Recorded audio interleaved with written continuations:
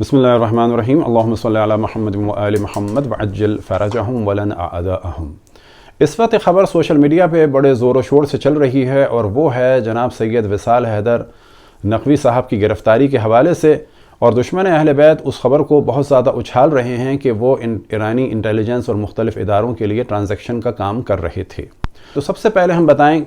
کہ ان کا جو کام ہے وہ یہ کہ یہ مختلف علاقوں میں مدارس کے لیے کام کو انجام دے رہے تھے۔ انہوں نے دینی سلیبس بھی بنایا، جیلوں میں مساجد بنائیں، امام بارگاہ بنائیں، اور جیلوں میں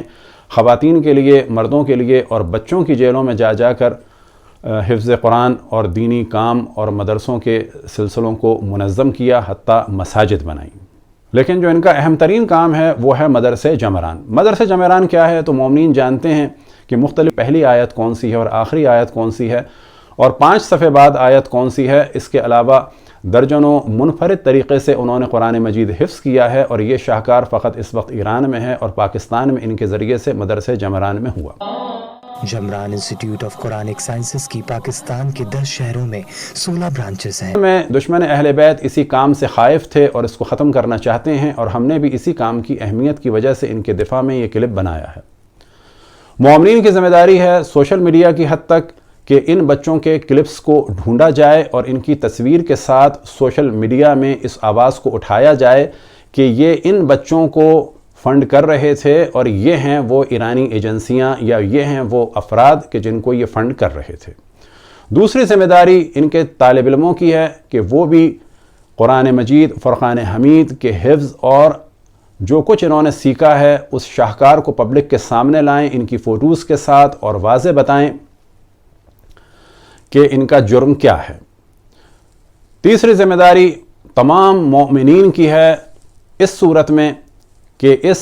جمعے یا ہفتے کو بڑے پیمانے پر کسی جگہ احتجاج رکھیں، لیکن یہ احتجاج اس صورت میں ہو کہ تمام ان کے وہ طالب علم کہ جنہوں نے قرآن مجید، فرقان حمید تمام دنیا میں منفرد طریقے سے حفظ کیا ہے اس کا جلوہ پیش کریں، اور ممکن ہو تو ساری رات قرآن کی محفل ہو، تمام مومنین مومنات جمع ہوں۔ کیوں کہ ہمارے خلاف سازشوں کا سلسلہ چل رہا ہے، اور در حقیقت یہ ٹی وی پر جب ان کے کلپس آ رہے تھے اور بچوں کو لوگ دیکھ رہے تھے، اسی زمانے سے ہمیں اندازہ تھا کہ اس مدرسے اور ان کے اساتید اور ان کے بانیان کے خلاف کوئی نہ کوئی ایکشن کبھی نہ کبھی ضرور لیا جائے گا، کیونکہ ان کے کام کی وجہ سے وہ دشمن اہل بیت اور نواسب کے جو ہمیشہ اہل بیت کے ماننے والوں پر تہمت لگاتے آئے کہ ان کے حافظ نہیں ہیں، تو انہوں نے اس تہمت کو در حقیقت بالکل ختم کر کے رکھ دیا اور ایسا کام کیا کہ جس کی مثال نہیں ملتی، اور ان کے جو تربیت شدہ طالب علم ہیں ان جیسا ایک بھی طالب علم پورے پاکستان میں دیگر مذاہب اسلامی کے پاس نہیں ہے۔ لہٰذا ایک طویل پروگرام منعقد کیا جائے اور وہی ایک بہترین احتجاج ہوگا، اور سوشل میڈیا پہ اس کو پیش کیا جائے اور بتایا جائے کہ یہ کن کو فنڈ کر رہے تھے، اور پھر یہ سازش ہے ہمارے خمس کے معاملات کو ڈسٹرب کرنے کے لیے تاکہ مدرسوں کو فنڈنگ روکی جا سکے۔ اب تک ہمیں نہیں معلوم کہ کتنے افراد گرفتار ہوئے، جہاں تک ہمیں علم ہے وہ یہ کہ 15 دن پہلے ان کو گرفتار کیا گیا، لیکن آج ہمیں خبر ہوئی اور ان کے گھر والوں کو بھی خبر نہیں ہے کہ یہ کہاں ہیں۔ دعا ہے کہ خداوند تبارک و تعالی